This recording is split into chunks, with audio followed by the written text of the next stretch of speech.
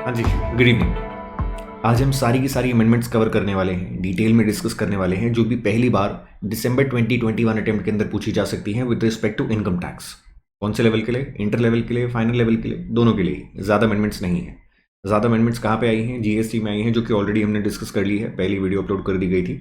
अब income tax के बारे में बात करने जा रहे हैं, जिसमें छोटी सी अमेंडमेंट्स हैं। इंटर लेवल की पहले बात कर लेंगे, बिकॉज उसके लिए जितनी भी अमेंडमेंट्स आई हैं सारी की सारी कॉमन है, इंटर वालों को भी पढ़नी है, फाइनल वालों को भी पढ़नी है। और जैसे ही इंटर लेवल की अमेंडमेंट्स खत्म हो जाएंगी मैं आपको बता दूंगा, इंटर वाले वीडियो को बंद कर सकते हैं और उसके बाद फाइनल वाले कंटिन्यू करिएगा, आपके लिए कुछ और अमेंडमेंट्स हैं। तो चलिए डिस्कशन को चालू करते हैं। चालू करने से पहले याद रखिएगा, there are certain judicial updates also, जो कि मई 21 के अंदर नहीं पूछे गए थे, दिसंबर 21 के अंदर पूछे जा सकते हैं। कौन से लेवल पे? सिर्फ और सिर्फ सीए फाइनल लेवल पे। ये हमने क्लासेस के अंदर अच्छे से कवर कर लिए थे, आपको अलग से करने की जरूरत नहीं है। तो आपको यूट्यूब पे इसके लिए कोई अलग से वीडियो नहीं दिखेगी, वो चीज़ मैं आपको कम्युनिकेट करना चाह रहा हूँ। दूसरी चीज़, मॉक टेस्ट की अगर आप बात करते हैं तो मॉक टेस्ट जो भी आपको मई 21 के लिए दिए गए थे नवंबर 21 वाले स्टूडेंट्स को, आपको वो नहीं करने हैं, क्योंकि कुछ अमेंडमेंट्स आ चुकी हैं। अमेंडमेंट्स को इनकॉर्पोरेट करके नया पेपर डिज़ाइन करा जा रहा है और पेपर डिज़ाइनिंग इस वीक के एंड तक खत्म हो जाएगी मेरी साइड से। उसके बाद हमारी टीम आपको रोल आउट करके दे देगी सारे के सारे क्वेश्चन पेपर्स भी और उनके सजेस्टेड आंसर्स भी। पेपर्स खुद से देखिएगा, अटेम्प्ट करिएगा और उसके बाद चेक आपको खुद से नहीं करने हैं, चेक मैं आपको करके दूंगा। तो आपकी जो भी आंसर शीट्स होंगी भेज दीजिएगा, अपने ऑफिशियल ईमेल आईडी से भेजिएगा, ताकि हमें पता हो कि आपकी साइड से आई है। उसके बाद मैं चेक करके आपको वापस दे दूंगा, आप कंपेयर कर सकते हैं सजेस्टेड आंसर्स से, और मेरी भी उसमें सजेशंस होंगे आपकी चेक्ड आंसर शीट में, तो उससे आपको पता चल जाएगा कि कौन सी जगह हैं जहाँ पे आप इंप्रूव कर सकते हैं। तो चलिए, इन दोनों चीज़ों की डिस्कशन हो चुकी है, अब चालू करते हैं वो सारी की सारी अमेंडमेंट्स देखनी जो भी अमेंडमेंट्स मई 21 तक आपके सिलेबस का पार्ट नहीं थी, पहली बार दिसंबर 2021 के अंदर पूछी जा सकती है, इंटर लेवल पे भी, फाइनल लेवल पे भी। तो पहले कॉमन अमेंडमेंट्स कवर करेंगे। ये वाला पार्ट रीड कर लीजिएगा, कुछ भी नया आपको नहीं मिलेगा, वही चीज़ें हैं जो भी मैं आपको बता रहा था। देखिए, सबसे पहले आपकी अमेंडमेंट आई है सैलरीज चैप्टर के अंदर, जहाँ पे सेक्शन नंबर 17 to 7A, यहाँ पे थोड़ी सी क्लैरिफिकेशन आई है। अब क्लैरिफिकेशन पढ़ने से पहले एक बार हमें 17 to 7 उसको देखना पड़ेगा, उसके बाद ही समझ आएगा 7A के अंदर क्लैरिफिकेशन क्या निकाली गई है। देखिए, यहाँ पे अगर आपको याद आ रहा हो तो सेक्शन नंबर 17 to 7 में एक चीज़ को आपकी सैलरी इनकम की तरह टैक्स करा जाता था। इस चीज़ को आपके एम्प्लॉयर ने जो भी कंट्रीब्यूशन करा है 3 टाइप के फंड्स में। पहला कौन सा फंड था? Recognised provident fund. दूसरा था एनपीएस यानी कि national pension scheme ATC CD1 वाली। और तीसरा था अप्रूव्ड सुपर एनुएशन फंड। इन तीनों में से किसी में भी आपके एम्प्लॉयर ने पूरे साल में करंट प्रीवियस ईयर में जितना भी पैसा डाला है, अगर वो 7.5 लाख की लिमिट से एक्सीड कर जाता था, तो जितना भी एक्सेस में निकल के आता था इस अमाउंट के, वो अमाउंट आपकी इनकम में ऐड कर दिया जाता था। कौन से सेक्शन के तहत ऐड करा जाता था? सेक्शन नंबर 17 to 7 के तहत ऐड करा जाता था। बहुत ध्यान दीजिएगा इस नंबर पे, 17 to 7।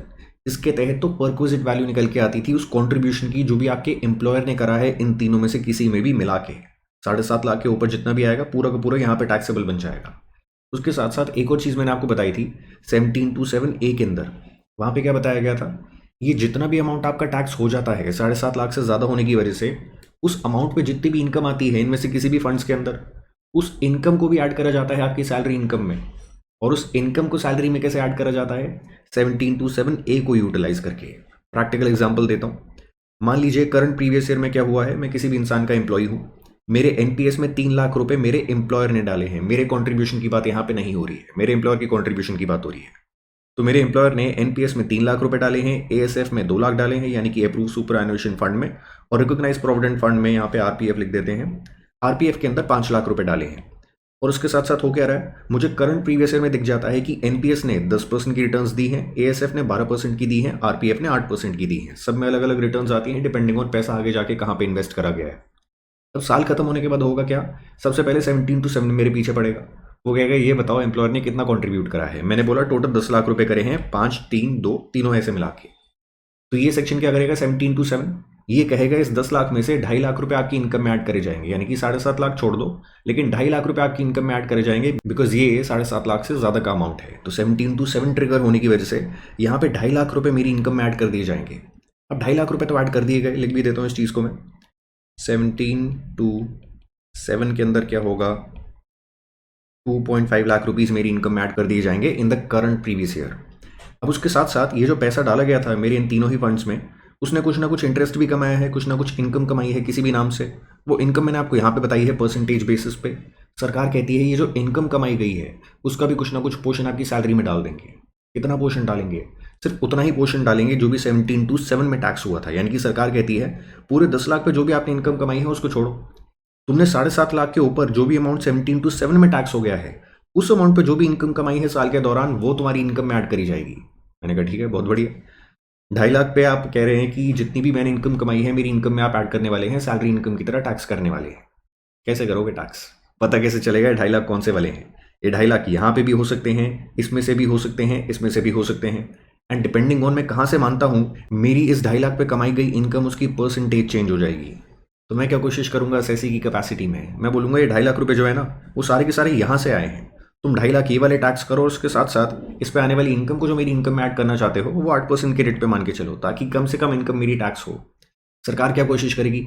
सरकार कोशिश करेगी ये बोलने की कि इस 2.5 लाख रुपए में से ज़्यादा पोर्शन 12% पर डालने की कोशिश करेगी, उसमें जितना भी पोर्शन रह जाता है यानी कि 50,000 रुपये का वो यहाँ पे डालने की कोशिश करेगी, ताकि ज़्यादा से ज़्यादा इनकम को टैक्स कर पाए।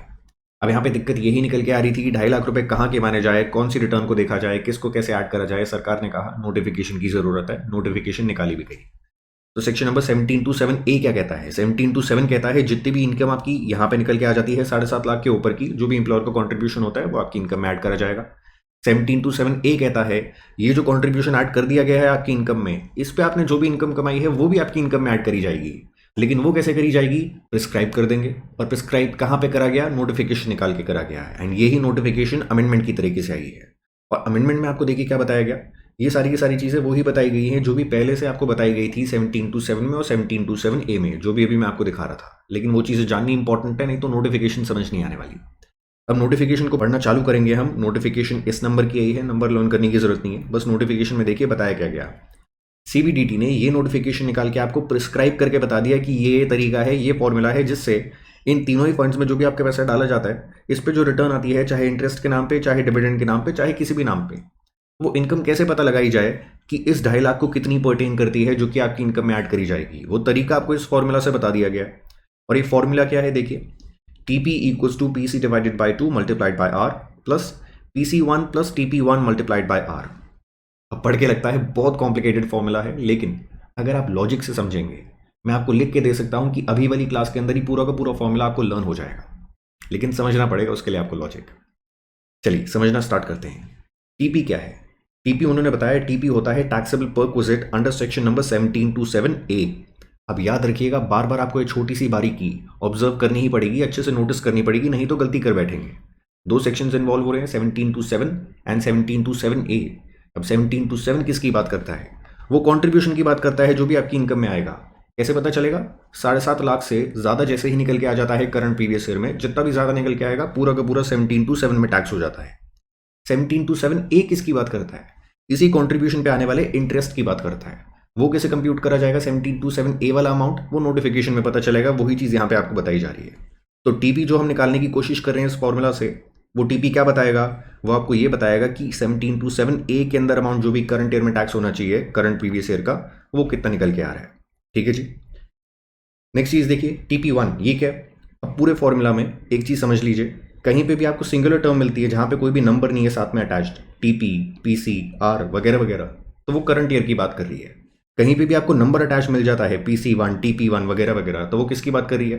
वो बात कर रही है सारे सालों की other than the current previous year. यानी कि करंट प्रीवियस ईयर के अलावा जिस भी साल में ये वाला सेक्शन लगता था 17(2)(7)(a, उन सबको एग्रीगेट करके यहाँ पे कुछ ना कुछ पूछा जा रहा होगा। क्या पूछा जा रहा होगा ये तो आपको पढ़ के ही पता चलेगा। देखिए टीपी हमने समझ लिया है, इस फॉर्मूला से हमें क्या पता चलेगा? 17(2)(7)(a में कितना अमाउंट आपकी इनकम में ऐड करा जाएगा करंट प्रीवियस ईयर में, वो पता चलेगा।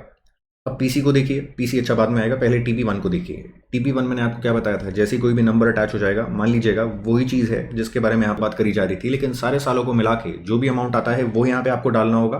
बट एक चीज़ हटा देनी होगी, क्या? करंट प्रीवियस ईयर का अमाउंट, यानी कि aggregate of taxable perquisite under section number 17(2)(7)(a, यानी कि उसी की बात हो रही है। लेकिन फॉर द प्रीवियस ईयर और ईयर्स, यानी कि जितने भी साल हैं कमेंसिंग ऑन और after 1/4/2020 other than the current previous year. Current previous year की फिगर कहाँ पे आ गई थी? वो तो यहाँ पे हम कंप्यूट कर रहे हैं। करंट प्रीवियस ईयर के अलावा जितने भी साल हैं कमेंसिंग ऑन और आफ्टर 1/4/2020, इस डेट की सिग्निफिकेंस क्या है? ये वो डेट है जब से पहली बार section number 17(2)(7) and 17(2)(7)(a came into being. Because ये लगे कैसे थे? ये फाइनेंस एक्ट 2020 से लगे थे, जो कि पहली बार कब से अप्लाई हुआ था? 1/4/2020 से। लिख लीजिएगा इस चीज़ को। From which the date from which 17 to, ओए कितना प्यारा 2 बनाए, 7 और 7A became applicable for the first time। तो पहली बार इस डेट से अप्लाई हुए थे, तो उससे पहले तो आपका कभी भी कोई भी परक्विजिट निकल के आया ही नहीं होगा इस पर्टिकुलर सेक्शन के अंदर। तो टीपी के अंदर क्या बोला जा रहा है, करंट ईयर का बताइए कितना परक्विजिट टैक्सेबल है 1727A के अंदर, और टीपी 1 के अंदर जो भी आपको यहाँ पे दिख रहा है इसके अंदर हमें क्या लिखना होता है, आपके जितने भी प्रीवियस ईयर्स हैं जिन पे 1727A के अंदर कुछ भी इनकम आई थी सबको एग्रीगेट करके लिख दीजिएगा। बस करंट ईयर वाली 1727A वाली इनकम उसको मत लिखिएगा, वो तो कंप्यूट ही हम करने जा रहे हैं, तो फॉर्मूला के अंदर तो वो चीज़ नहीं आ सकती। ठीक है जी, अभी तक आपको कुछ नहीं समझ आ रहा होगा कि चीज़ों के पीछे लॉजिक क्या है। अभी बस मैं आपको टर्म समझा रहा हूँ, टर्म समझाने के बाद पूरा का पूरा लॉजिक समझा दूंगा फॉर्मूला के पीछे, आप फॉर्मूला के बिना खुद से ही आंसर निकाल पाएंगे, आपसे लर्न आसानी से हो जाएगा पूरा का पूरा फॉर्मूला। नेक्स्ट चीज़ देखिए, पीसी क्या है, पीसी है the amount or the aggregate of amounts of employer's contribution, आपके एम्प्लॉयर का कितना कॉन्ट्रीब्यूशन है in excess of 7.5 lakhs to the specified fund or scheme during the previous year 2021, यानी कि करंट प्रीवियस ईयर में आपके एम्प्लॉयर ने कितना कंट्रीब्यूशन करा है स्पेसिफाइड फंड में या फिर स्पेसिफाइड स्कीम में। और सोच के देखिए यहाँ पे किसकी बात करी जा रही होगी, उन्हीं 3 फंड्स और स्कीम्स की बात करी जा रही है, नेशनल पेंशन स्कीम ATC-CD1 वाली, या फिर रिकॉग्नाइज प्रोविडेंट फंड, या फिर अप्रूव सुपरएनुएशन फंड। तो 2 फंड्स की बात करी जा रही है, एक स्कीम की बात करी जा रही है। तीनों में से किसी में भी जितना भी एम्प्लॉयर ने कॉन्ट्रीब्यूट करा है 7.5 लाख के ऊपर जितना कॉन्ट्रीब्यूट करा है करंट प्रीवियस ईयर में, वो आपको यहाँ पे बताना होता है, उसको डिनोट करा जाता है एज पीसी। तो पीसी को इनडायरेक्ट तरीके से अगर मैं लिखना चाहूँ, शॉर्ट में लिखना चाहूँ, तो क्या लिख सकता हूँ, मैं लिख सकता हूँ कि करंट प्रीवियस ईयर के अंदर करंट ईयर में 17-7 में कितना अमाउंट टैक्सेबल बन रहा है। 17-7A की बात नहीं हो रही, 17-7 की बात हो रही है, तो वो भी यहाँ पे लिखा जा सकता है, उसको बोला जाता है पीसी, कि करंट ईयर में 17-7 के अंदर कितना अमाउंट टैक्सेबल निकल के आ रहा है। पीसी 1 क्या होगा सोच के देखिए, आपको नंबर से ही पता चल जाएगा, मैंने बताया था अगर नंबर नहीं आ रहा तो करंट ईयर की बात हो रही है, और अगर नंबर आ जाता है तो सारे years other than the current previous year. यहाँ पे क्या बोला जाएगा, वही चीज़ ऊपर वाली कि आपके एम्प्लॉयर ने 7.5 लाख से ज़्यादा इन फंड्स में कितना डाला था किस किस प्रीवियस ईयर में, other than the current previous year, सारे के सारे ईयर्स स्टार्टिंग फ्रॉम 1 अप्रैल 2020, यानी कि वो पहली डेट जब से 17-7 लगना शुरू हुआ था, other than the current previous year, क्योंकि करंट प्रीवियस ईयर की फिगर यहाँ पे आने वाली है। अभी तक बस समझिएगा टर्म्स का मतलब क्या है, इनको यूज़ कैसे करा जा रहा है, क्यों करा जा रहा है, सब लॉजिक के साथ मैं आपको समझा दूंगा। लास्टली देखिए, आर आपको बताया गया, आर कैसे निकाला जाता है, आर भी फॉर्मूला के अंदर आ रहा था, ये देखिए यहाँ पे भी मल्टीप्लाई करा जा रहा है, यहाँ पे भी मल्टीप्लाई करा जा रहा है। तो आर क्या होता है, आर होता है I divided by F average, और ये I divided by F average ये क्या है वो आपको यहाँ पे बताया गया। आई होती है the amount or the aggregate of amounts of income accrued during the current previous year in the specified fund or scheme account, यानी कि करंट प्रीवियस ईयर में कितनी कितनी इनकम आ गई है, ये तो मैंने आपको परसेंटेज में बताई है, एक्चुअल अमाउंट भी आपको पता होगा। तो एक्चुअल अमाउंट मान लीजिए आपका निकल के आ रहा था, यहाँ पे मैं लिख देता हूँ 30,000 रुपीज़, यहाँ पे आपको पता है 24,000, और यहाँ पे आपको पता है 40,000। तो ये तीनों को एग्रीगेट करके सरकार कह रही है बताओ टोटल अमाउंट कितना आ रहा है। अभी आपको ये नहीं देखना 2.5 लाख पे कितना आ रहा है, सरकार कह रही है टोटल अमाउंट पे बता दो मुझे तो कितना आ रहा है। मैंने कहा ठीक है एग्रीगेट करके बताता हूँ। तो एग्रीगेट करके आपका अमाउंट निकल के आएगा 94,000। तो ये आपको बताना है कैसे, आई की तरह डिनोट करके बताना है। करंट प्रीवियस ईयर में टोटल आपने कितना पैसा कमाया है, कितनी इनकम आपकी एक्रू हो चुकी है। अब ये एफ एवरेज क्या है, इसको 5G मत बोलिएगा, दिस इज एफ एवरेज। और ये एफ एवरेज है क्या, इसको अगर आप फुल फॉर्म देखना चाहेंगे तो मेरे हिसाब से फंड्स की एवरेज पूछी जा रही है आपसे, कि जितने भी आपके फंड्स हैं इनका एवरेज अमाउंट कितना है जो भी आपके फंड में था ड्यूरिंग द प्रीवियस ईयर। कैसे पता चलेगा, एवरेज ली जाएगी किसी भी 2 बैलेंसेस की। एंड नॉर्मली कौन से 2 बैलेंसेस पकड़े जाते हैं, ओपनिंग बैलेंस, क्लोजिंग बैलेंस। तो वही सरकार ने यहाँ पे बोला कि इन फंड्स में डेली बेसिस पे कुछ ना कुछ डाला जा सकता है, कुछ ना कुछ निकाला जा सकता है। तो इतनी तो कैलकुलेशन नहीं करवाएंगे कि डेली वाली कैलकुलेशन बताओ, हम आपसे बेसिक सी चीज़ पूछ रहे हैं, ओपनिंग अमाउंट बता दो कब का, first day of the current previous year का, यानी कि the amount or the aggregate of amounts of balance to the credit of the specified fund or scheme on the first day of the current previous year, यानी कि 1 अप्रैल 2020, plus जो भी amount निकल के आ जाता है सेम फंड के अंदर, वही तीनों फंड्स के अंदर एग्रीगेट अमाउंट कब, last day of the current previous year, यानी कि 31 मार्च 2021 को। दोनों को ऐड करिएगा और डिवाइड कर दीजिएगा 2 से, आपको एवरेज अमाउंट पता चल जाएगा कि पूरे साल में कितना इन्वेस्टेड था, कितना आपके क्रेडिट में था इन तीनों फंड्स में मिला के। और वो जो भी एवरेज अमाउंट निकल के आ जाता है, उस एवरेज अमाउंट से जैसे ही इनकम को डिवाइड करेंगे आपको रेट पता चल जाएगा, एक एवरेज सा रेट, जिस रेट पे आपको इनकम मिल गई है इन्हीं फंड्स पे। तो बेसिकली यहाँ पे हम रेट डिसाइड करने की कोशिश कर रहे हैं, रेट आइडेंटिफाई करने की कोशिश कर रहे हैं जिस रेट पे आपको इनकम मिली है। और ये जो रेट है हम किसी भी एक फंड का पकड़ नहीं रहे हैं, हम क्या कर रहे हैं, तीनों का एवरेज कर रहे हैं। कैसे? तीनों की ही इनकम को मिला के और तीनों के ही ओपनिंग क्लोजिंग बैलेंसेस को मिला के डिवाइडेड बाय 2 करके एवरेज बैलेंस से डिवाइड करेंगे। जैसे ही इनकम को जितनी भी आपकी मिल गई थी 94,000 की, you will get the average percentage of return instead of getting these individual returns. अब आपके पास हो क्या गया है, पूरा का पूरा फॉर्मूला बन चुका है। अब बस इसको जोड़ना शुरू करते हैं, आपको सब कुछ समझ आ जाएगा कि फॉर्मूला बनाया कैसे गया है और क्यों बनाया गया है। टीपी से क्या निकल के आ रहा था, 1727A के अंदर टैक्स होने वाले परक्विजिट निकल के आ रहे थे, जिसके लिए फॉर्मूला कैसे जोड़ा गया है देखिए, पीसी डिवाइडेड बाई 2। पीसी क्या था? पीसी हमने शॉर्ट फॉर्म देखी थी। पीसी मैंने आपको बताया था वो अमाउंट है जो भी 1727 के अंदर करंट ईयर में टैक्सेबल होने वाला है। तो मेरे केस में क्या निकल के आ रहा है, 2.5 लाख रुपए निकल के आ रहे हैं। तो मैं सरकार को बोलूंगा करंट ईयर में 2.5 लाख रुपए इतना मेरे एम्प्लॉयर ने 7.5 लाख के ऊपर कंट्रीब्यूट करा था, जो कि करंट ईयर में आपने मेरी इनकम में ऐड कर दिया है। सरकार कहती है इसी अमाउंट पे आपने जो भी इनकम कमाई है वो हम आपकी इनकम में ऐड करना चाहेंगे 1727A के अंदर। कैसे करेगी? मैंने आपको क्या बताया था स्टार्टिंग में, दिक्कत क्या थी, अलग अलग परसेंटेजेस पे आपने क्या करा है, अलग अलग फंड्स के अंदर रिटर्न कमाई है। मैं इंडिविजुअल इनमें से कोई भी रिटर्न को नहीं पकड़ना चाहूंगा, एवरेज को पकड़ना चाहूंगा, विच इज वाई मैंने आर को पहले कंप्यूट करवा दिया। अब मैं क्या कहूंगा, ये आपका जितना भी अमाउंट टैक्सेबल निकल के आ रहा था 2.5 लाख रुपए का, इस 2.5 लाख रुपए को आप आर से मल्टीप्लाई करिएगा और जो भी अमाउंट निकल के आ जाएगा वो 1727A के अंदर आपकी इनकम में टैक्स करा जाएगा। Does it sound logical? बिल्कुल। लेकिन यहाँ पे एकदम से एम्प्लॉय ने बोला रुक जाओ भाई साहब, ये जो 2.5 लाख रुपए थे ये मेरे एम्प्लॉयर ने एक बार में ऐड नहीं कर दिए थे साल के स्टार्टिंग में। अगर साल के स्टार्टिंग में एक बार में उसने ऐड कर दिए होते 2.5 लाख रुपए मेरे अकाउंट के अंदर, तो पूरे साल में इनकम मुझे मिलती उस रेट पे जो भी रेट आपने यहाँ पे डिसाइड करा है, एवरेज निकाला है। लेकिन ये पैसा 2.5 लाख रुपए का पूरे साल में थोड़ा थोड़ा करके डाला गया था। तो तुमने 2.5 लाख रुपए पे जैसे ही परसेंटेज को अप्लाई कर दिया है, तुमने पूरे साल में एज्यूम कर लिया कि ये पूरा का पूरा पैसा starting of the previous year वहां पे डाल दिया गया होगा मेरे फंड के अंदर, which is not the case. तो यहाँ पे ये फॉर्मूला सही नहीं है कि तुम इसको मल्टीप्लाई कर दो इनमें से किसी भी परसेंटेज से या फिर आर से। सरकार ने कहा ठीक है, फॉर्मूला को हल्का सा ट्वीक करते हैं, पीसी को आर से मल्टीप्लाई नहीं करेंगे, पीसी डिवाइडेड बाय 2 को आर से मल्टीप्लाई करेंगे ताकि इसकी एवरेजिंग हो जाए। ये माना जाए कि ये पैसा एक बार में फर्स्ट डे पे नहीं डाला गया था और उस पर पूरे साल का इंटरेस्ट नहीं लगाया जाए। ऐसे ही ये भी नहीं माना जाए कि ये लास्ट डे पे डाला गया था, इंटरेस्ट लगाया ही ना जाए। ये माना जाए ये साल के बीच में डाल दिया गया था, as a result of which average basis पे इंटरेस्ट इसमें ऐड कर दिया जाएगा। तो अब आपको शायद समझ आ रहा होगा पीसी डिवाइडेड बाय 2 क्यों करा गया है। इंडस्ट्री में 90% लोगों को ये पता ही नहीं है कि यहाँ पे डिवाइडेड बाय 2 क्यों करा गया है, PC1 की सिग्निफिकेंस क्या है, TP1 की सिग्निफिकेंस क्या है। आप उनमें से नहीं होने चाहिए। आप एक चार्टर्ड अकाउंटेंट बनने जा रहे हैं तो आपको ये सारी की सारी चीज़ें पता होनी चाहिए, छोटी से छोटी चीज़ें कि फॉर्मूला के अंदर कौन सी चीज़ क्यों डाली गई है और ऐसे क्यों डाली गई है। तो पीसी को सबसे पहले 2 से डिवाइड करना है ताकि ये ना माना जाए कि आपने starting of the previous year वहीं पे पूरा का पूरा पैसा इन्वेस्ट कर दिया था आपके एम्प्लॉयर ने आपके फंड्स में, और and of the previous year वहां पे इन्वेस्ट करा था वो भी ना हो। ऐसा माना जाए बीच में पैसा इन्वेस्ट करा गया था तो आधा इंटरेस्ट निकल के आए और उसको आर से मल्टीप्लाई कर देना है, यानी कि तीनों में से कोई भी एक रेट नहीं पकड़ेंगे, हम तो एवरेज रेट निकालेंगे on the basis of this formula, और वो रेट जो भी आपका निकल के आएगा उससे मल्टीप्लाई करा जाएगा। तो यहाँ पे आपका फॉर्मूला खत्म हो जाना चाहिए था, लेकिन सरकार ने कहा नहीं, फॉर्मूला के अंदर कुछ और भी ऐड करा जाएगा, ये वाला पोर्शन। और ये क्यों ऐड करा जाएगा उसको समझिए। सरकार ने बोला करंट प्रीवियस ईयर के अंदर आपका जितना भी पैसा डाला गया था 2.5 लाख रुपए का, उस पर आने वाली इनकम वो तो आपने 1727A के अंदर ऐड कर दी, लेकिन कंपाउंडिंग नाम की भी एक चीज़ होती है। पुराने भी तो साल होंगे जिनमें कुछ ना कुछ 1727 के अंदर आपकी इनकम में ऐड करा गया होगा। तो पुराने सालों में जो भी 1727 के अंदर आपकी इनकम में ऐड करा गया था, पूरी जिंदगी उस अमाउंट पे जो भी इंटरेस्ट आता रहेगा वो हम आपकी इनकम में हर साल ऐड करते रहेंगे 1727A में। यानी कि दोबारा बोलता हूँ, ये जो 2.5 लाख रुपए करंट प्रीवियस ईयर के अंदर 1727 में मेरे हाथ में टैक्स हो रहे हैं, इस पे आने वाली इंटरेस्ट इनकम या फिर डिविडेंड इनकम या फिर जो भी इनकम आती है वो करंट ईयर में तो मेरे हाथ में टैक्स होगी ही, अगले साल भी टैक्स होगी इसी 2.5 लाख पे आने वाली इनकम, उसके अगले साल भी 2.5 लाख पे दोबारा इनकम आएगी, वो दोबारा मेरी इनकम में टैक्स होगी, उसके अगले साल में दोबारा 2.5 लाख पे इनकम आएगी, वो दोबारा मेरी इनकम में टैक्स होगी।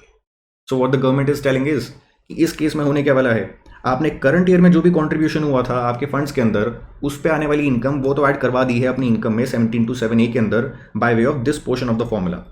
लेकिन ये फॉर्मूला किस चीज़ के लिए है? पुराने सालों में जितना भी पैसा 1727 में आपके हाथ में टैक्स हुआ था और आपके फंड में ही पड़ा होगा, आपको इंटरेस्ट कमा के दे रहा होगा, उस पर भी कुछ ना कुछ करंट ईयर में इंटरेस्ट या फिर इनकम आई होगी, वो भी हमें आपकी इनकम में ऐड करनी है। और मजे की बात, सिर्फ वही अमाउंट नहीं, उस पर कुछ ना कुछ इंटरेस्ट भी आया होगा जो कि 1727A में पिछले सालों में टैक्स हो चुका है। वो इंटरेस्ट भी इंटरेस्ट कम पाएगा आपको करंट ईयर में, इंटरेस्ट ऑन इंटरेस्ट, इसी को कंपाउंडिंग बोली जाती है। तो पिछले सालों में जितना भी इंटरेस्ट 1727A के अंदर टैक्स हो चुका है एंड पिछले सालों में जितना भी प्रिंसिपल 17/7 में टैक्स हो चुका है सारा का सारा आपके फंड में पड़ा होगा, जो कि इस साल भी आपको इनकम कमा के देगा। सरकार कहती है उस पे भी, उस इनकम पे भी हम क्या करेंगे, उसको भी आपकी इनकम में करंट ईयर में ऐड करने वाले हैं 17/7A में। कैसे करेंगे, अब देखिए फॉर्मूला को अच्छे से अप्रिशिएट कर पाएंगे उस चीज़ को। PC1 TP1, ये क्या पीसी क्या था, ये था करंट ईयर में 17/7 में कितना अमाउंट आपके हाथ में टैक्स होने वाला है। तो ये क्या होगा, करंट ईयर के अलावा पिछले जितने भी साल निकल गए हैं उनमें 17/7 के अंदर कितना अमाउंट टैक्स हो चुका है, जो कि आपके फंड के अंदर ही पड़ा होगा और करंट ईयर में भी आपको कुछ ना कुछ इंटरेस्ट कमा के देगा। TP1 क्या है, पिछले सालों में करंट ईयर के अलावा, 1 से आपको पता चल रहा है पिछले सालों में कितना इंटरेस्ट है जो भी 17/7A के अंदर पिछले सालों में टैक्स हो चुका है, उस पर भी करंट ईयर में कुछ ना कुछ इंटरेस्ट आएगा, सरकार उसको भी टैक्स करेगी। किस रेट पे इंटरेस्ट पता करेगी, वही रेट पे जो भी यहाँ पे हमने निकाला था, रेट को चेंज नहीं करा गया, लेकिन यहाँ पे प्रिंसिपल अमाउंट जो है जिस पे इंटरेस्ट निकाला जा रहा है उसको चेंज करा जा रहा है। यहाँ पे तो करंट ईयर की कॉन्ट्रीब्यूशन की बात करी जा रही थी, यहाँ पे पिछले ईयर की कॉन्ट्रीब्यूशन की बात करी है, पिछले सारे ईयर्स की, एंड यहाँ पे किसकी बात करी है, पिछले सारे ईयर्स के इंटरेस्ट की बात करी है। तो वो एग्रीगेट करके जो भी अमाउंट निकल के आता है उसको आप R से मल्टीप्लाई करेंगे, you will get to know कि उस पे करंट ईयर के अंदर आपने कितना इंटरेस्ट कमाया होगा, और वो भी 17/7A के अंदर करंट ईयर में टैक्स होने वाला है। अब फॉर्मूला को एक बार रीड करके देखिएगा और इनके जितने भी आपके PC की डेफिनेशन है, PC1 की, TP1 की, R की डेफिनेशन है, इसको एक बार दोबारा से रीड करिएगा, आपके जहन में बैठ जाएगी। क्यों, छोटी से छोटी चीज़ यहाँ पे डिवाइडेड बाई 2 क्यों आ रहा है, यहाँ पे R क्यों आ रहा है, PC क्या है, PC1 TP1 क्या है, ये सारी की सारी चीज़ें जो भी निकल के आ रही हैं एक एक कंपोनेंट को ब्रेक करके लॉजिक के साथ समझाया है आपने। और अगर डिटेल से समझा है तो डिटेल में लिखना भी आएगा पेपर में, और आपको ये सारी की सारी चीज़ें लर्न करने के लिए रट्टे नहीं मारने पड़ेंगे फॉर्मूला के, क्योंकि दिमाग में बैठे हैं लॉजिक के साथ। अब एक छोटे सा काम यहाँ पे करिएगा, ये ऐसे आप लिख सकते हैं, just to simplify things a little, income on, या फिर इसको मत लिखिए, इस वाले पोर्शन को लिख दीजिए, दूसरा वाला ऑटोमेटिकली अंडरस्टूड सा हो जाएगा।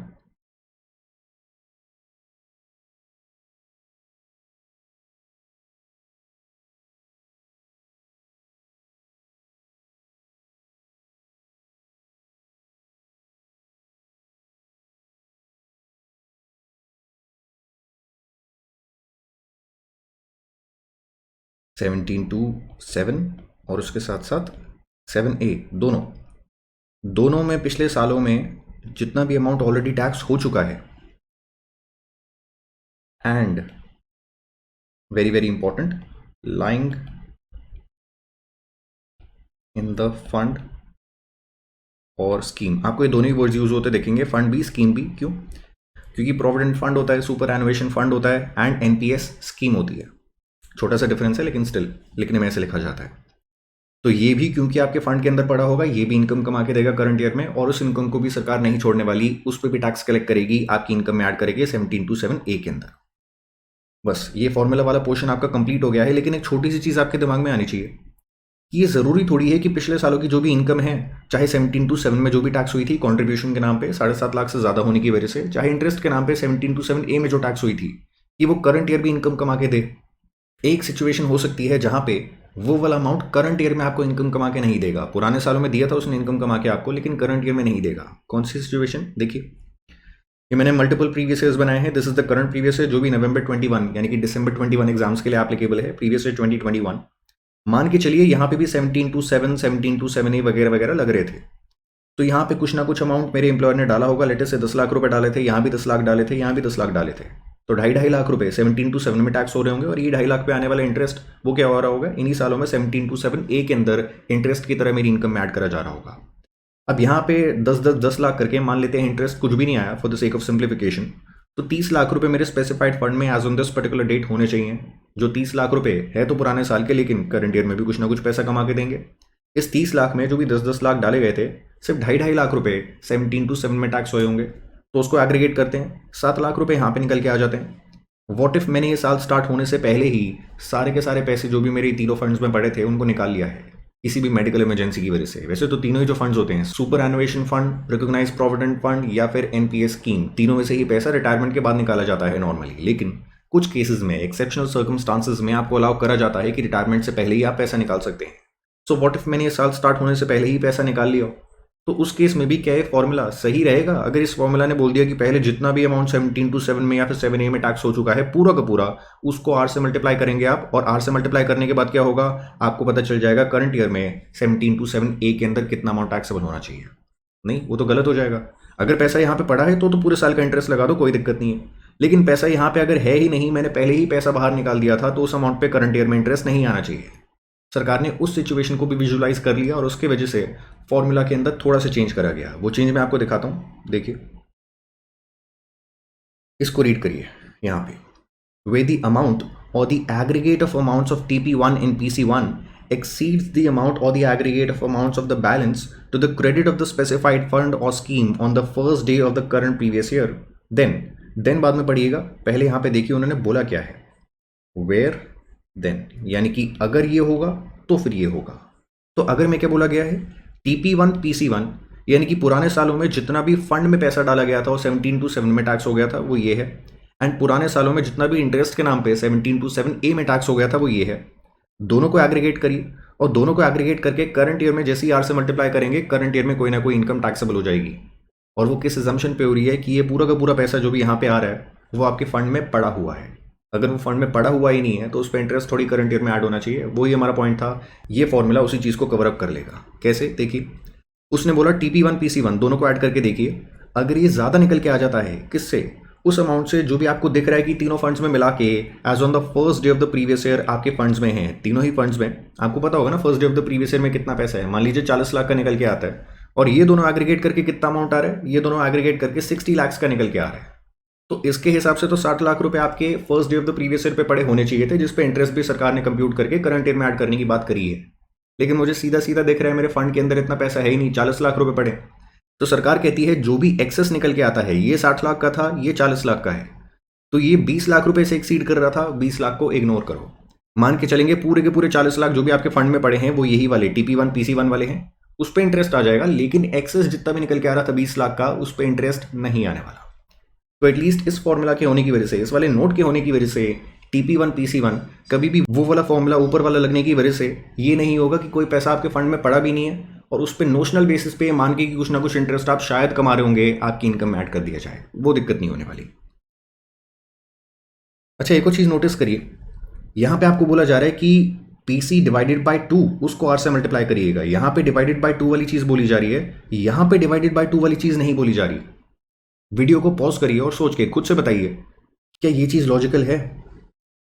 बिल्कुल लॉजिकल है। क्यों लॉजिकल है, समझिए।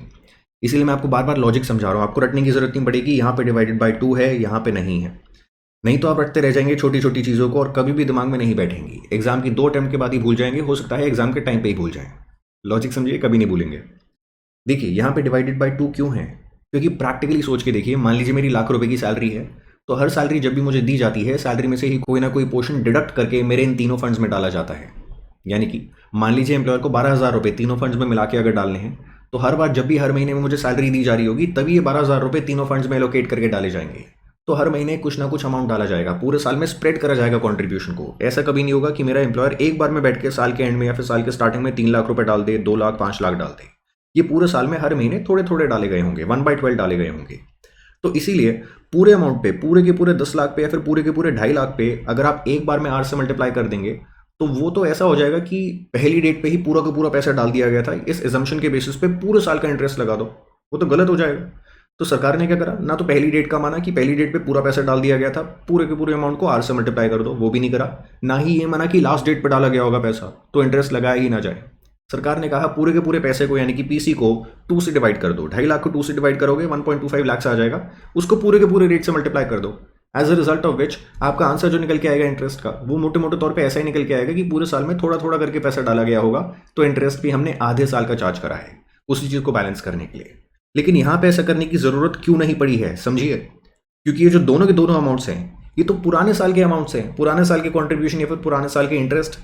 क्या ये भी आपके फंड में करंट ईयर में डाले जा रहे हैं हर महीने थोड़े थोड़े? अरे नहीं, ये पुराने साल में डाले जा चुके हैं। तो as on the first day of the previous year मेरे अकाउंट के अंदर ऑलरेडी पड़े होंगे दोनों ही अमाउंट्स। तो ये अगर already as on the first day of the previous year पड़े हैं मेरे फंड के अंदर, तो इसको थोड़ी 2 से डिवाइड करूंगा, ये तो पूरा का पूरा अमाउंट एक बार में R से मल्टीप्लाई करा जाएगा।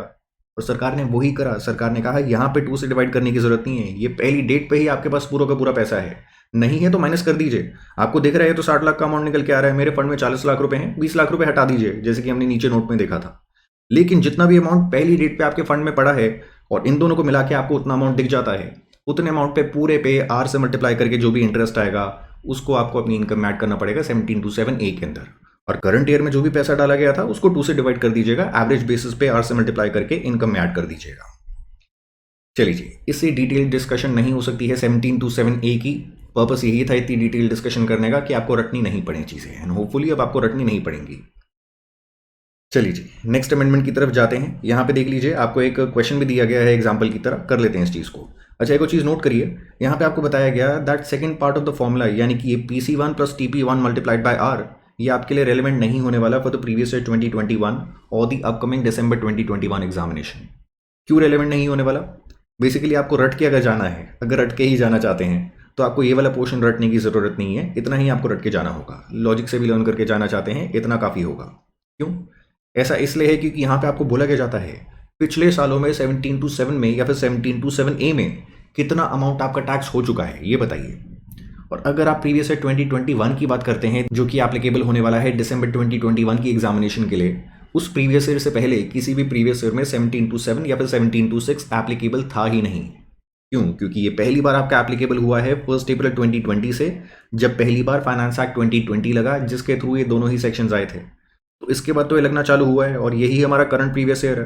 तो जैसे ये पूछेंगे करंट प्रीवियस ईयर के अलावा पिछले सालों में 1727 में या फिर 1727A में कितना अमाउंट आपके हाथ में टैक्स हुआ था, वो बताओ PC1 या फिर TP1 की तरह, तो मेरा आंसर निकल के आ जाएगा nil. And 0 + 0 multiplied by R gives you 0। As a result of which ये वाला पोर्शन दिसंबर 21 के लिए तो एप्लीकेबल नहीं है, लेकिन अगर आप मई 22 या फिर किसी भी ऑनवर्ड्स अटेम्प्ट की बात करते हैं तो क्वेश्चन में ये वाला पोर्शन भी आपके लिए एप्लीकेबल हो जाएगा। तो अभी आपके लिए चीज़ें थोड़ी आसान है, लेकिन आगे जाके थोड़ी डिफिकल्ट हो जाएंगी। लेकिन क्या ही डिफिकल्ट होंगी, अगर लॉजिक आपने इसके पीछे समझ लिया है कोई भी दिक्कत नहीं आने वाली। चलिए एक क्वेश्चन की प्रैक्टिस करते हैं। प्रैक्टिकली आपको पता चल जाएगा दिसंबर 21 के अंदर कैसा क्वेश्चन पूछा जा सकता है, और पूछे जाने के अच्छे चांसेस हैं, तो अच्छे से पढ़ लीजिएगा। सपोज एक्स प्राइवेट लिमिटेड, उसने कंट्रीब्यूट करे हैं 8.5 lakh rupees during the previous year 2021 towards RPF to the account of mister A. यहाँ पे ये एम्प्लॉयर है, ये एम्प्लॉय है, इनके अकाउंट में एम्प्लॉयर ने 8.5 लाख रुपए डाले हैं, एंड मिस्टर ए उन्होंने इक्विवेलेंट कॉन्ट्रीब्यूशन करा है, यानी कि इतने ही पैसे इन्होंने अपने RPF के अंदर डाले हैं। Balance in his RPF as on 1/4/2020, यानी कि first day of the previous year कितने का था? 32 लाख रुपीज का था। इंटरेस्ट भी कुछ ना कुछ एक्रू होता है RPF में, कितने का? 3,44,250 का ड्यूरिंग द प्रीवियस ईयर 2021। अब आपसे पूछा जा रहा है 1727A में बताइए कितनी इंटरेस्ट इनकम इस इंसान के हाथ में ऐड करी जाएगी। सबसे पहले मुझे ये बताइए 1727 में करंट ईयर में कितना अमाउंट इस इंसान के हाथ में टैक्स करा जाना चाहिए? 1 लाख रुपए। कैसे? पूरे साल में तीनों फंड्स में मिला के, तीनों फंड्स है ही नहीं यहाँ पे क्वेश्चन में, एक ही फंड है, तो उसमें मिला के पूरे साल में कितना डाला है आपके एम्प्लॉयर ने? आपने और आपके एम्प्लॉयर ने, दोनों ने मिला के नहीं, दोनों ने मिला के तो कितना डाल दिया है? 8.5 लाख यहाँ पे, 8.5 यहाँ पे, यानी कि 17 लाख। लेकिन मुझे सिर्फ एम्प्लॉयर की कॉन्ट्रीब्यूशन की बात करनी है। दोनों ने डाला है 8.5 लाख, और कितना ज़्यादा ही है 7.5 लाख से? 1 लाख रुपए। तो मेरा PC क्या निकल के आ जाएगा? PC यहाँ पे मेरा निकल के आ जाएगा 1 लाख। चेक कर ले, ये देखिए PC आपका आ गया है लाख रुपए का। कैसे? 8.5 लाख रुपए डाले गए हैं, 7.5 लाख तक की छूट है। ओके जी, अब निकालना शुरू करते हैं R।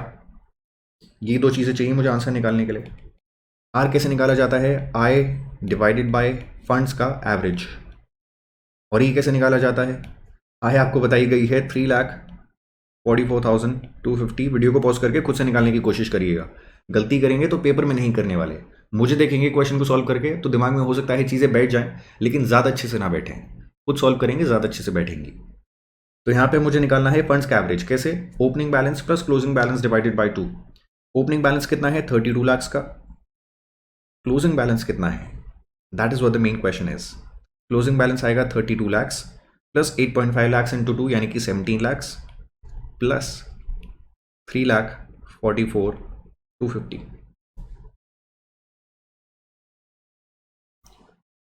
अब देखिए मोस्टली जो भी स्टूडेंट्स गलती करेंगे वो इस वाले पोर्शन में करेंगे। 32 लाख आधे से ज़्यादा को याद रहेगा, क्लोजिंग बैलेंस में ये तो आना ही चाहिए। 17 लाख यहाँ पे कुछ स्टूडेंट्स गलती कर सकते हैं कि 17 लाख की जगह सिर्फ 8.5 लाख लेके चलें, जो कि एम्प्लॉयर ने डाला था। आपने भी तो कुछ ना कुछ डाला है, वो भी तो फंड के बैलेंस को इंक्रीज करेगा। और उसके साथ साथ यहाँ पे सबसे ज़्यादा स्टूडेंट्स गलती करेंगे कि इंटरेस्ट जितना भी एक्रू हो गया है उसको फंड के बैलेंस में ऐड नहीं करने वाले। करिएगा, वो भी फंड के बैलेंस में ही जाता है, अलग से आपको मिलता नहीं है, तो ये भी वहाँ पे ऐड हो जाएगा। तीनों को ऐड करके जो भी अमाउंट आएगा ये आपका क्लोजिंग बैलेंस होने वाला है। दोनों को ऐड करिएगा, 2 से डिवाइड करिएगा, आपको पता चल जाएगा F एवरेज कितनी है, फंड्स की एवरेज कितनी है। इनकम को इससे डिवाइड करिएगा, जो भी फिगर आती है that is going to be your rate of return, average rate of return. अभी हम देख लेते हैं कैलकुलेशन करने में आई एम होपफुल किसी को भी दिक्कत नहीं आए। आय देखिए कितना अमाउंट लिया गया है, 3,44,250, जैसे कि हमने भी लिया, ये रहा। उसके बाद एफ एवरेज, फंड्स की एवरेज कैसे निकाली गई है। ओपनिंग बैलेंस आपका है 32 लाख का, प्लस क्लोजिंग बैलेंस उन्होंने बोला 52, 44, 250। कैसे? 32 lakhs plus 8.5 lakhs plus 8.5 lakhs plus 3,44,250 which comes out to 52, 44, 250। दोनों को ऐड करिएगा, 2 से डिवाइड करिएगा, आपके पास आ जाएगा एफ एवरेज, फंड्स का एवरेज। अब इसको जैसे ही इससे डिवाइड करेंगे आपके पास फिगर निकल के आ जाएगी ये वाली, which is 0.08153, which in short can be called as the average rate of return, जो भी आपको पूरे साल में मिली है इन सारे की सारे फंड से मिला के। बस आपका आंसर निकल के आ जाएगा। कैसे? पीसी हमने निकाला ही था लाख रुपए का, आर भी हमने निकाल दिया है, तो PC divided by 2, divided by 2 क्यों करा जा रहा है, समझ आ गया होगा। तो PC divided by 2 multiplied by R, जैसे ही फॉर्मूला में डालेंगे, फॉर्मूला में डालते ही आपके पास आ जाएगा TP, which is current year में 1727A के अंदर कितना अमाउंट आपकी इनकम में ऐड करा जाना चाहिए सैलरी हेड के अंदर, वो चीज़ आपके पास आंसर की तरह निकल के आ जाएगी। ये वाला पोर्शन कैसे निकाला जाए? पीसी पूछा जा रहा है पिछले सालों में 1727 में कितना अमाउंट आपके हाथ में टैक्स करा गया था, कुछ भी नहीं। क्यों? क्योंकि प्रीवियस है 2021 पहला साल है जब भी 1727 लग रहा है। सिमिलरली पिछले सालों में 1727A के अंदर कितना अमाउंट आपके हाथ में टैक्स करा गया था, अगेन कुछ भी नहीं, क्योंकि पहला साल है जब ये वाला सेक्शन लग रहा है। तो दोनों ही nil plus nil multiplied by same rate, आपका आंसर निकल के आ जाएगा ये वाले पोर्शन का नील। और इससे मेनली जो भी फिगर निकल के आई थी वही आपकी टीपी आपको बताने वाली है। तो आंसर आपको ऐसे निकालना है। अब आते हैं नेक्स्ट चैप्टर पे, विच इज चैप्टर नंबर 6। अच्छा, इसको करने से पहले एक बार वही सारी की सारी अमेंडमेंट्स देख लेते हैं जो कि इंटर लेवल के लिए आई है। ये वाली जो अमेंडमेंट है ये इंटर लेवल के लिए नहीं है, this is for final level. ये टैक्स ऑडिट के बारे में बात करती है। ये देखिए दूसरी अमेंडमेंट जो कि इंटर लेवल पे भी आई है, the last date for intimating Aadhaar number. ये जब से चालू हुआ प्रोसेस तब से नंबर एक्सटेंड ही करा जा रहा है। जो डेट निकल के आती है कि इस डेट तक तो आपको इंटीमेट करना ही पड़ेगा अपना आधार नंबर, ये एग्जिस्टिंग पैन होल्डर्स को बोला जा रहा है कि अपना Aadhaar number prescribed income tax authority को बता दीजिएगा, इस डेट तक बता दीजिएगा, नहीं तो ये कर देंगे, आपका पैन नंबर इनऑपरेटिव कर देंगे। कहाँ पे बोला जाता है? सेक्शन नंबर 139AA के अंदर बोला जाता है। और इसकी जो लास्ट डेट है इसको कब से ही एक्सटेंड करा जा रहा है, अभी दोबारा एक्सटेंड हो चुकी है। तो क्या दिसंबर 21 एग्जामिनेशन के लिए आपके लिए लेटेस्ट डेट क्या होने वाली है? अभी तक आपको बताया गया था 31 मार्च 21, ये आप मई के अंदर पढ़ के गए थे। अब दिसंबर 21 के लिए दिमाग में डेट 31 मार्च 2021 मत डाल के चाहिएगा, 30 जून 2021 डाल के चाहिएगा। बस इतना सा चेंज है, डेट को चेंज करा गया है 139AA के अंदर। ये दो ही चेंजेस थे जो कि सीए इंटरमीडिएट लेवल पे आए हैं, आपके लिए और कोई भी चेंज नहीं है सिलेबस के अंदर।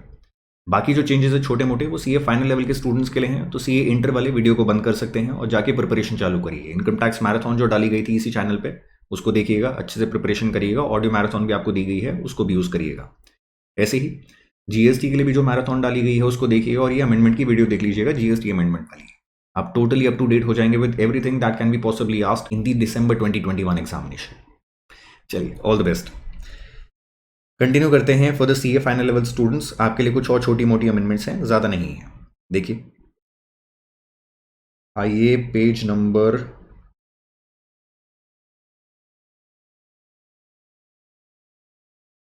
3 पे, पेज नंबर 3 पे देखिए, चैप्टर नंबर 6 जो आपका है पीजीबीपी चैप्टर, हमारे मॉड्यूल को खोल के भी आप देख सकते हैं। वहाँ पे revision of tax audit report, इसके लिए एक प्रोविजन आ गया है, यानी कि टैक्स ऑडिट रिपोर्ट जब भी फर्निश करी जाती है उसके लिए एक टाइम लिमिट होती है, लेकिन उस टाइम लिमिट के बाद आपको बोला जा रहा है आप रिवाइज भी कर सकते हैं। आज तक कभी भी टैक्स ऑडिट रिपोर्ट को रिवाइज करने का कॉन्सेप्ट नहीं था, पहली बार लाया जा रहा है। क्यों लाया जा रहा है समझिए। आपको अभी भी रिसेंटली क्या बताया था मैंने, बैच के अंदर मैंने आपको बताया था कि पहले क्या होता था, रिटर्न ऑफ इनकम जब भी आपको फाइल करनी होती थी, मान लीजिए यहाँ पे फाइल करनी है, तो टैक्स ऑडिट रिपोर्ट वो भी यहीं पे फाइल करी जाती थी। दोनों के लिए जो ड्यू डेट थी वो सेम निकल के आती थी, तो ये वाली दिक्कत होती नहीं थी, जो कि अभी होने लग गई है। क्या दिक्कत होने लग गई है? कुछ ही टाइम पहले सरकार ने क्या करा, सरकार ने बोला रिटर्न ऑफ इनकम वाली ड्यू डेट और ये टैक्स ऑडिट रिपोर्ट की ड्यू डेट दोनों को डीलिंक करा जाए, और टैक्स ऑडिट रिपोर्ट की ड्यू डेट को पीछे खिसका दिया गया यहाँ पे। कहाँ पे?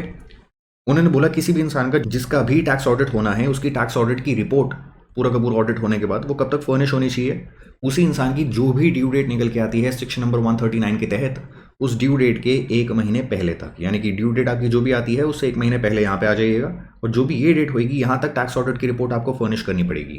पहले दोनों काम साथ में होते थे, आज के टाइम पे दोनों कामों में 1 महीने का डिफरेंस डाल दिया गया है। तो आज के टाइम पे पहले इंसान की टैक्स ऑडिट रिपोर्ट ये वाली फर्निश होगी और उसके बाद रिटर्न ऑफ इनकम फर्निश होगी। टैक्स ऑडिट रिपोर्ट की बात करिए, इस रिपोर्ट के अंदर क्या होता है, इस रिपोर्ट में स्पेसिफिकली बताया जाता है चार्टर्ड अकाउंटेंट के द्वारा कि इस इंसान ने ये नॉन कंप्लायंसेस करी हैं, विच इज़ वाई इस इंसान पे यहाँ पे सेक्शन नंबर 40A लग रहा है, यहाँ पे 40A लग रहा है। किसी भी रीज़न की वजह से कौन सी डिसअलाउंसेस ट्रिगर हो रही हैं, कहाँ पे 50C ट्रिगर हो रहा है वगैरह वगैरह, वो सारी चीज़ें उस इंसान के चार्टर्ड अकाउंटेंट के द्वारा बताई जाती हैं उस इंसान की टैक्स ऑडिट रिपोर्ट के अंदर। अब मान लीजिए मैंने किसी भी इंसान का बता दिया, लेटेस्ट से फाइनेंशियल ईयर यहाँ पे खत्म हुआ था, this was the financial year जिसके लिए रिपोर्टिंग करी जा रही है, उसकी टैक्स ऑडिट रिपोर्ट यहाँ पे फर्निश करी जा चुकी है उस चार्टर्ड अकाउंटेंट के द्वारा। उसने क्या बोला कि इस इंसान ने करंट ईयर में कोई भी लेटेस्ट से इंटरेस्ट का एक्सपेंडिचर करा था, और वो जो इंटरेस्ट का एक्सपेंडिचर करा था उस पर टीडीएस काटे बिना इस इंसान ने पेमेंट कर दी है। क्योंकि टीडीएस नहीं काटा है, सेक्शन नंबर 40A1 या फिर 1A के अंदर डिसअलाउंस आ रही है, और वही डिसअलाउंस इस इंसान ने यहाँ पे मार्क करके बता दी है कि क्योंकि इस इंसान ने टीडीएस काट तो टाइम पे लिया था लेकिन पेमेंट नहीं करी है यहाँ तक, तो मैं इस खर्चे को डिसअलाउ करता हूँ। मेरे हिसाब से 40A1 या फिर 1A में डिसअलाउ हो जाना चाहिए। लेकिन सोच के देखिए, पेमेंट के लिए बोला क्या जाता है? पेमेंट आपको यहाँ तक करनी होती है? नहीं, रिटर्न ऑफ इनकम की ड्यू डेट तक करनी होती है। अगर आपने टीडीएस यहाँ तक काट दिया है फाइनेंशियल ईयर खत्म होने तक, और यहाँ तक अगर आपने पेमेंट कर दी है उसी अमाउंट की, टीडीएस वाले अमाउंट की, टू द गवर्नमेंट, तो सरकार कहती है पूरा का पूरा एक्सपेंस आप क्लेम कर सकते हैं, कोई भी डिसअलाउंस नहीं आएगी, ना ही 40A1 में, ना ही 40A1A के अंदर। बट टैक्स ऑडिट रिपोर्ट ये जब तक फर्निश करी जा रही थी तब तक इस इंसान ने पेमेंट नहीं करी। इसने पेमेंट कब करी? इसने पेमेंट यहाँ पे कर दी।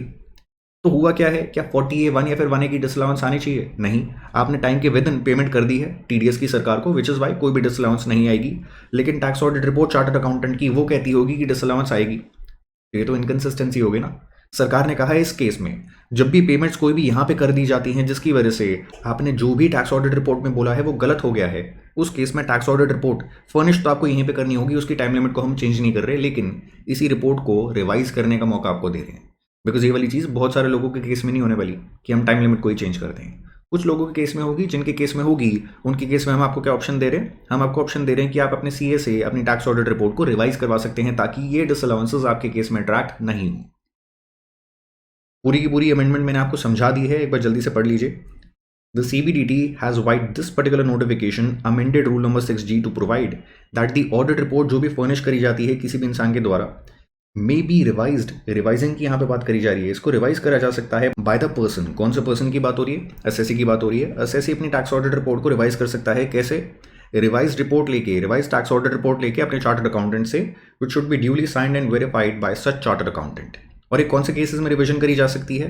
The revision can be done if there is a payment by such person. अगर एसएससी ने पेमेंट कर दी है after the furnishing of tax audit report which necessitates recalculation of disallowance under section number 40 और section number 43B। इन दोनों cases में ही due date तक आपको बोला जाता है कि आप पेमेंट कर दीजिएगा, खर्चा आपको मिल जाएगा। तो अगर आपने यहाँ तक पेमेंट नहीं करी थी जिसकी वजह से टैक्स ऑडिट रिपोर्ट में डिसअलाउंस के बारे में बोल दिया गया था, लेकिन आपने यहाँ तक पेमेंट कर दी है, तो रिवीजन की जरूरत पड़ जाएगी। अपने सीए को बोलिएगा टैक्स ऑडिट रिपोर्ट वो रिवाइज करें, और रिवाइज करवाने के बाद उस रिवाइज्ड टैक्स ऑडिट रिपोर्ट को फर्निश कर दीजिएगा। वो आपको फैसिलिटी यहाँ पे दी जा रही है रूल नंबर 6G में by way of this amendment जो कि आई है इस नोटिफिकेशन से। बस The said revised audit report has to be furnished before the end of the relevant assessment year for which the report pertains। यानी कि मान लीजिए आप इस साल की बात कर रहे थे, इस फाइनेंशियल ईयर की, और ये फाइनेंशियल ईयर का असेसमेंट ईयर पूरा का पूरा ये है, तो आपको बोला जा रहा है सबसे पहली चीज़ रिटर्न ऑफ इनकम के रिस्पेक्ट में इनिशियल टैक्स ऑडिट रिपोर्ट जो भी आपको फर्निश करनी होती है उसके लिए टाइम लिमिट क्या होती है, मैं आपको यहाँ पे दिखा भी देता हूँ। अच्छा, यहाँ पे लिखी नहीं शायद उन्होंने, ओके, लिखी नहीं है। इनिशियल टैक्स ऑडिट रिपोर्ट आपको जो भी फर्निश करनी होती है उसके लिए मैंने आपको टाइम लिमिट बता दी है। आपको ये फर्निश करनी होती है 1 month before your return of incomes due date. अब ये तो आपको डेट बता दी गई है, लेकिन इसके बाद जो भी आपको revise tax audit report furnish करने के लिए बोला जा रहा है उसके लिए सेम टाइम लिमिट होगी, हो ही नहीं सकती। क्योंकि ये वाले पीरियड के बीच में जब भी आपने पेमेंट्स करी होंगी तब जाके पता चलेगा कि रिवीजन की ज़रूरत हुई है। तो रिवीजन की बात उठ के आएगी कहाँ पे? इस पॉइंट के बाद आएगी। तो सरकार ने कहा जिस भी फाइनेंशियल ईयर की बात करी जा रही थी, जिस भी प्रीवियस ईयर की बात करी जा रही थी, उसका जो भी असेसमेंट ईयर है वो असेसमेंट ईयर खत्म होने से पहले पहले आप क्या कर दीजिएगा, ये रिवाइज टैक्स ऑडिट रिपोर्ट उसको फर्निश कर दीजिएगा, हम एक्सेप्ट कर लेंगे। तो उसके लिए टाइम लिमिट आपको दी जा रही है before the end of the relevant assessment year for which the report pertains, to which the report pertains होना चाहिए, लेकिन ठीक है, इतना चलता है। नेक्स्ट आते हैं चैप्टर नंबर 23 पे, जहां पे आपको मिसलेनियस प्रोविजंस में छोटी सी अमेंडमेंट देखने को मिलेगी। Scope of rule number 114E read with section number 285BA has been expanded by way of this notification। अब ये 285BA ये क्या है? आपको एक स्टेटमेंट याद आ रही है, मैंने आपको बताई थी काफ़ी सारे लोगों से डेटा कलेक्ट करने के लिए कि कौन इंसान मोटी मोटी फाइनेंशियल ट्रांजैक्शंस कर रहा है। सरकार काफ़ी बड़े बड़े लोगों को, बैंक्स को, इंश्योरेंस कंपनीज को वगैरह वगैरह, इनको बोलती हैं कि आपके साथ जो भी बड़ी बड़ी डीलिंग्स करता है कोई भी इंसान, हमें बताइएगा उस इंसान का पैन नंबर, ताकि हम चेक करें इतनी बड़ी बड़ी डीलिंग्स करने वाला इंसान बड़ी बड़ी रिटर्न भी फाइल कर रहा है, अच्छे से इनकम टैक्स पे भी कर रहा है। तो ये बस डेटा कलेक्ट करा जाता है इस वाले सेक्शन को यूटिलाइज करके by imposing obligation on certain people to furnish certain data to the government. तो यहाँ पे 285B है, ये क्या करता है, ऑब्लिगेशन डालता है कुछ लोगों पे कि आपको स्टेटमेंट देनी पड़ेगी ऑफ फाइनेंशियल ट्रांजैक्शंस और रिपोर्टेबल अकाउंट्स। दिस सेक्शन यानी कि 285BA provides furnishing of statement by a prescribed reporting financial institution, जिनको बोला जाएगा उनको ये वाली स्टेटमेंट देनी पड़ती है in respect of specified financial transaction और रिपोर्टेबल अकाउंट। और ये वाली स्टेटमेंट किसको देनी पड़ती है, प्रिस्क्राइब्ड इनकम टैक्स अथॉरिटी को। अकॉर्डिंगली CBDT ने एक रूल नंबर 114E पहले से ही बना रखा है, अभी नहीं बनाया गया, पहले से ये वाला रूल बनाया गया है जहां पे आपको बताया गया है कौन सी ट्रांजैक्शन के लिए किस इंसान को किसको रिपोर्ट करना होगा। अब इसी के स्कोप को एक्सपैंड करा जा रहा है, एक्सटेंड करा जा रहा है, कुछ और ट्रांजैक्शन यहाँ पे डाली जा रही है जिनके रिस्पेक्ट में स्पेसिफाइड पर्संस को रिपोर्टिंग करनी पड़ेगी, सरकार को बताना पड़ेगा उन ट्रांजैक्शंस के बारे में जिनके बारे में भी यहाँ पे आपको बताया गया है। तो इसके स्कोप को एक्सपैंड करा जा रहा है कैसे, सब रूल 5A को इंसर्ट करके इन रूल नंबर 114E। तो पुराना जितना भी आपको मटेरियल में पढ़ाया गया था सेक्शन नंबर 285BA के बारे में, वो तो आपको पढ़ना ही है, उसके साथ साथ ये वाली चीज़ें भी पढ़नी है जो कि आपको यहाँ पे बताई गई हैं। तो ये वाली ट्रांजैक्शन अगर किसी भी इंसान ने करी है इन लोगों के साथ, तो इनको बोला जाएगा कि आपको रिपोर्टिंग करनी पड़ेगी, सरकार को इन ट्रांजैक्शंस के बारे में बताना पड़ेगा। देखिए कौन सी रिपोर्टिंग के बारे में बोला गया, अगर किसी भी इंसान के कैपिटल गेन्स निकल के आते हैं on the transfer of listed securities या फिर on the transfer of units of mutual funds, तो इन लोगों की रिस्पॉन्सिबिलिटी डाल दी गई है रिपोर्टिंग करने की अंडर सेक्शन नंबर 285BA। पहला कौन है, रिकॉग्नाइज्ड स्टॉक एक्सचेंज, जिसके स्टॉक एक्सचेंज पे ये वाले कैपिटल गेन्स आए हैं किसी भी इंसान को बिकॉज ऑफ एनी ट्रांसफर, या फिर depository as defined under section number 21E of the depositories act 1996। Next, recognized clearing corporation या फिर registrar to an issue and share transfer agent registered under section number 12(1) of the SEBI's Act 1992। इन चारों को बोला जा रहा है आपको reporting करनी पड़ेगी with respect to any capital gains जो भी किसी भी इंसान को आते हैं इन दोनों में से किसी भी चीज़ों को ट्रांसफर करने पे। नेक्स्ट चीज़, किसी भी इंसान को डिविडेंड की इनकम आती है तो कंपनी को, सरकार को बताना पड़ेगा कि इसको हम इतनी डिविडेंड की पेमेंट कर रहे हैं। And the last one is interest income, कोई भी बैंकिंग कंपनी या फिर cooperative bank to which banking regulation act 1949 applies, including any bank or banking institution refer to in section number 51 of that act, इनको reporting करनी पड़ेगी उस interest की जो भी किसी भी इंसान को ये देने वाले हैं, या फिर post master general as refer to in section number 2J of the Indian post office act 1898, या फिर नॉन बैंकिंग फाइनेंशियल कंपनी यानी कि NBFC which holds a certificate of registration under section number 45IA of the Reserve Bank of India act 1934 to hold और accept deposit from public. इन तीनों को reporting करनी पड़ेगी with respect to interest income of any person. तीनों पर responsibility डाली गई है सेक्शन नंबर 285BA के अंदर। ये ज़्यादा इंपॉर्टेंट नहीं है, ऊपर ऊपर से एक बार रीड कर लीजिएगा। लास्ट अमेंडमेंट सी है फाइनल लेवल की, इंटरनेशनल टैक्सेशन वाले पोर्शन में आई है चैप्टर नंबर 1 के अंदर which is transfer pricing and other anti avoidance measures. यहाँ पे आपको मैंने CBC रिपोर्ट के बारे में बताया था, सेक्शन नंबर 286 इससे डील करता है। क्लास में बहुत डिटेल में हमने पढ़ा था कि कौन सी एंटिटीज़ को, मल्टीनेशनल कॉर्पोरेशंस होती हैं जिनको कंट्री बाय कंट्री रिपोर्टिंग करनी पड़ती है, country by country report present करनी पड़ती है सरकार को, ताकि सरकार को पता रहे कि इनकी जितनी भी ट्रांसफर प्राइसिंग वाली ट्रांजैक्शंस हो सकती हैं जिन पर सरकार को नज़र रखने की ज़रूरत पड़े, वो कौन सी ट्रांजैक्शंस है जो कि इनके बीच में हो रही है। तो सरकार आधा डेटा इनसे ही कलेक्ट करवा लेती है और उसके बाद TB वाले प्रोविजन इन्हीं पे लगा देती है उसी डेटा के बेसिस पे। अब वो जो रिपोर्टिंग करवानी होती है उसकी रिक्वायरमेंट कहाँ पे आती है, सेक्शन नंबर 286 के अंदर आती है। अब सेक्शन नंबर 286 ये वाली जो रिक्वायरमेंट डालता है जिन भी एंटिटीज़ पे डालता है, वो सारी डिस्कशन जो भी हमने क्लास में करी थी with all of those charts, वो डिस्कशन अभी भी इंटैक्ट है, उसमें कोई भी चेंज नहीं आया। बस 2 चेंजेस आए हैं। सबसे पहला कौन सा चेंज है, एक लिमिट मैंने आपको बताई थी, ये देखिए 5500 करोड़ की लिमिट। इसमें बोला क्या जाता है, CBC रिपोर्टिंग करनी होती है किसको, in respect of an international group for any accounting year अगर टोटल कंसोलिडेटेड ग्रुप रेवेन्यू, पूरे के पूरे ग्रुप का जो कि मल्टीपल कंट्रीज में सिचुएटेड है इंक्लूडिंग इंडिया, उनका कंसोलिडेटेड ग्रुप रेवेन्यू टोटल जितना भी निकल के आता है जो उनकी कंसोलिडेटेड फाइनेंशियल स्टेटमेंट के अंदर रिफ्लेक्ट कर रहा है, अगर वो किसी भी अकाउंटिंग ईयर के लिए प्रीसीडिंग सच अकाउंटिंग ईयर जिसमें हम आपको रिपोर्टिंग करने के लिए बोल रहे हैं, वो पिछले किसी भी साल में अगर प्रिस्क्राइब थ्रेशोल्ड से ज़्यादा का निकल के आ जाता है तो आपको CBC रिपोर्टिंग करनी पड़ती है सेक्शन नंबर 286(7) के तहत। और ये लिमिट आपको क्या बताई गई थी, थ्रेशोल्ड लिमिट 5500 करोड़ की। इससे ज़्यादा का रेवेन्यू अगर निकल के आ जाता है तो ही आपको रिपोर्टिंग करनी होगी।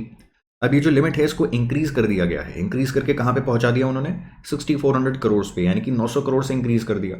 तो आज के टाइम पे कम लोगों को CBC रिपोर्टिंग करनी पड़ेगी, क्योंकि जो भी लोग इस ब्रैकेट के बीच में आ रहे थे अब उनको रिपोर्टिंग नहीं करनी पड़ेगी, पहले करनी पड़ती थी।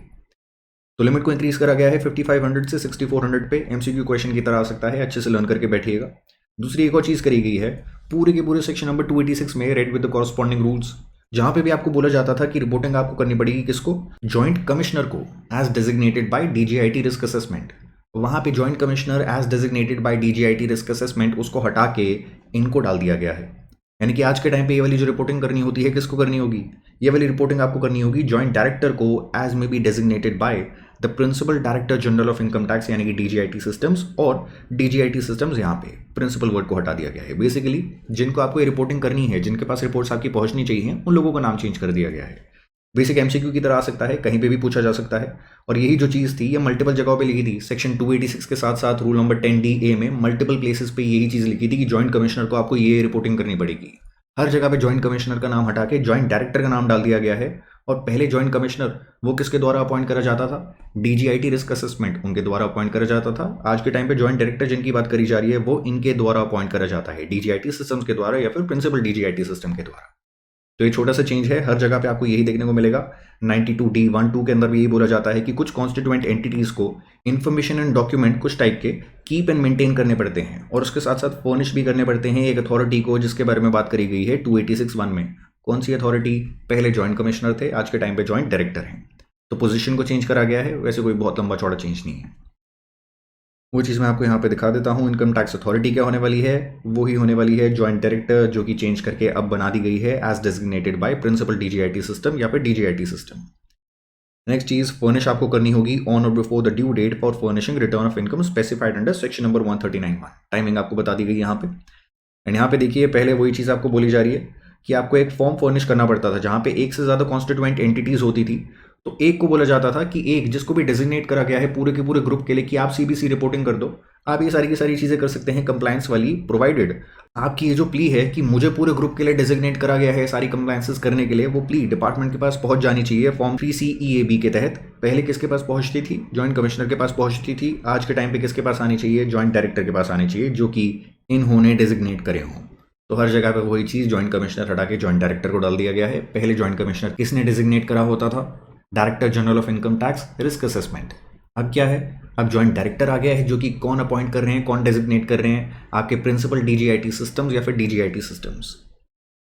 बस सीए फाइनल लेवल की सारी अमेंडमेंट्स कंप्लीट हो चुकी हैं। और जैसे कि मैंने आपको स्टार्टिंग में भी बताया था, कुछ जुडिशियल आपकी अनाउंसमेंट्स निकल के आई हैं, कुछ जुडिशियल अपडेट्स हैं, लेकिन वो सारे के सारे क्लास के साथ हमने डिस्कस कर लिए थे, तो वो आपको अलग से करने की जरूरत नहीं है। एंड जहाँ तक बात रही मॉक टेस्ट की, मॉक टेस्ट बहुत जल्दी आपके ऑफिशियल ईमेल आईडी पे भेज दिए जाएंगे। उनको अटेम्प्ट करिएगा, प्रिपरेशन को टेस्ट करिएगा और पेपर में मजेदार स्कोर लेके आइएगा। All the best for your exams. कोई भी डाउट्स आते हैं तो पूछ लीजिएगा। Take care of yourself, good night.